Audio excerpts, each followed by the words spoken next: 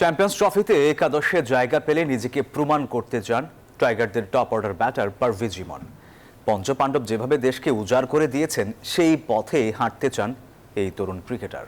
তিনি জানান, দেশকে বড় মঞ্চে সফলতা এনে দেয়াই লক্ষ্য তাদের।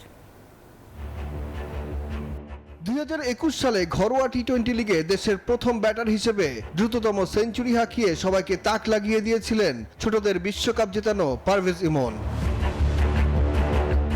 তার এমন বিধ্বংসী ব্যাটিংয়ে মুগ্ধ হয়ে জাতীয় দলের দরজা খুলে দিয়েছিলেন সে সময়ে নির্বাচক প্যানেল। কিন্তু ইনজুরির ফাঁদে ওয়েস্ট ইন্ডিজ সিরিজে খেলা হয়নি এই টাইগারের। কোটি মানুষের আস্থার ভালোবাসায় 11 বারের মতো দেশের 1 নম্বর রেফ্রিজারেটর ব্র্যান্ড ওয়ালটন। এরপর কেটে গেছে বেশ কয়েক বছর, জাতীয় দলে নিজের অবস্থান এখনো পাকা করতে পারেননি। টি-20তে বেশ কিছু ম্যাচ খেললেও ওয়ানডে ক্যাপ পরার অপেক্ষায় এই ব্যাটার।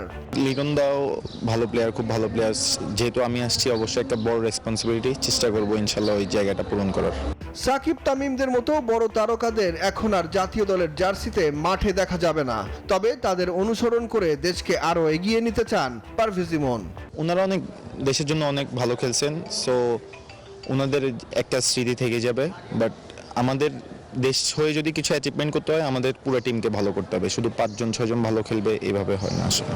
বিপিএল শেষে তামিম ইকবাল খান ফ্যানদের উদ্দেশ্যে শুধু দেশকে সাপোর্ট করার যে কথা বলেছিলেন তার সাথে সহমত জানালেন এই তরুণ। সিনিয়র ক্রিকেটাররা ওনারা নিজেরাও চায় এভাবে কোনো যেন সেপারেশন না আসে, সবাই আমরা দেশের জন্য খেলি। আগামী 20 ফেব্রুয়ারি ভারতের সাথে ম্যাচ দিয়ে চ্যাম্পিয়ন্স ট্রফির মিশন শুরু করবে বাংলাদেশ। প্রায় 8 বছর আগে চ্যাম্পিয়ন্স ট্রফির সেমিফাইনালে খেলা বাংলাদেশকে এ আসরে আরো বড় সাফল্য এনে দিতে চান এই ক্রিকেটার। সুখন সরকার, নিউজ 24, ঢাকা।